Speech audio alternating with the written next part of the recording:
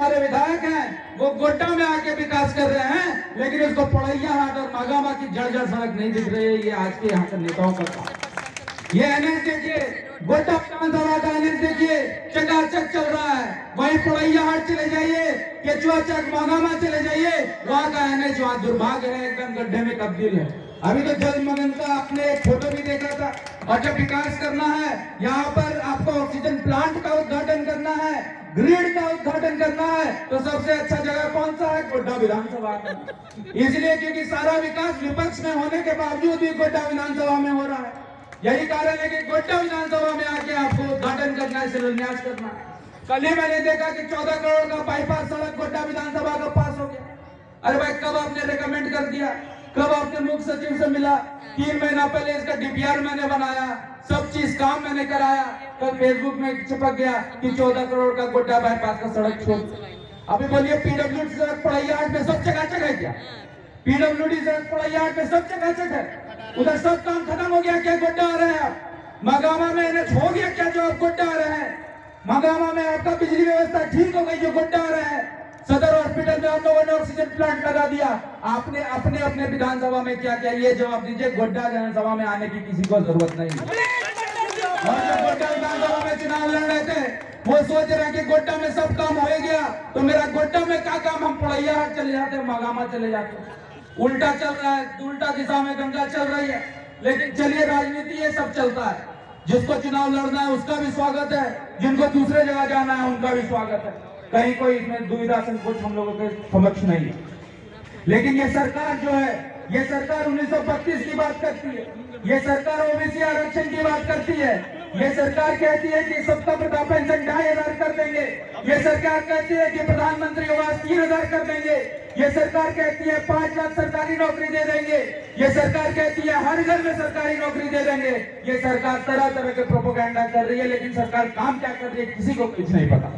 आज एक भी सड़क आप देखिए, नई स्वीकृत सड़क जो रघुवर दास के कार्यकाल की सड़कें थी, उसको छोड़ दे तो ये सरकार ने एक सड़क नहीं बनाया, एक पुलिया नहीं बनाया। यहाँ पर वृद्धा पेंशन 6 महीने से लोगों का बंद है। लाल हरा कार्ड जिसको आपने देखा था मुख्यमंत्री का फोटो के साथ, 6-6 महीना तक यहाँ पर उसमें राशन नहीं आ रहा है।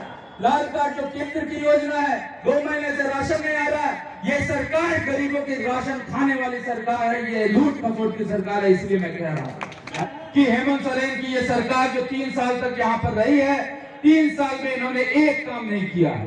3 साल में 3 काम मुख्य बता दे कि हेमंत सोरेन की सरकार ने यहाँ किया है, तो मैं अपने विधायकी पद से इस्तीफा दे दूंगा। 3 काम नहीं किया है।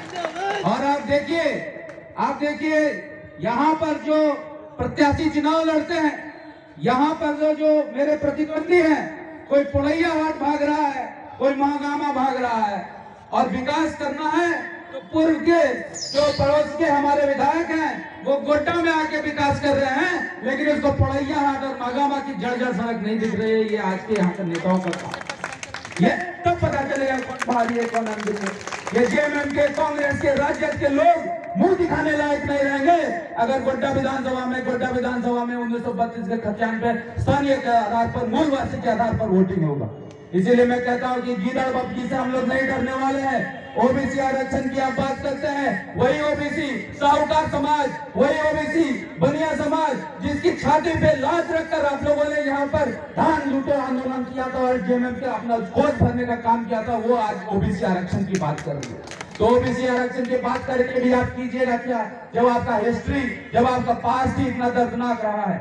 इसीलिए मैं कहता हूं कि ये सरकार है, ये सरकार निकम्मी सरकार है। इस सरकार के मंत्री भ्रष्ट है, इस सरकार के विधायक भ्रष्ट हैं। आप अमूमन ये देखा जाएगा कि सरकार के बैठे विधायक जो है, सरकार में बैठे मंत्री हैं, नई नई योजना निकाल रहे हैं। एक नई योजना क्या निकाला कि हर हम लोग जो हमारा थाना है वहां से 1-1 लाख रुपए की उगाही कर देंगे। नया योजना निकला, हम तो पहले कभी नहीं सुने थे ऐसा होता। अब 1-1 लाख की उगाही हर थाने से हो रही है। टेंडर मैनेज सबसे बड़ा गिरोह चल रहा है। यहाँ पर टेंडर मैनेज के नाम पर जो सरकार की मंशा थी कि हम लोग पैसे बचाएंगे, आज वो पूरा पैसा टेंडर मैनेजमेंट ग्रुप को जा रहा है। तो सरकार इसको रोक क्यों नहीं रही है? सरकार दुरुपयोग पैसे का रोक क्यों नहीं रही है? ये सबसे बड़ा सरकार है सवाल है, क्योंकि ये सरकार को भी यहाँ से पैसा जाता है, और जब यहाँ से पैसा सरकार को जाएगा निश्चित तौर पर वो मोदी बाबा बन के रहेंगे। इसलिए यहाँ पे कोई चीज नहीं दिख रहा है।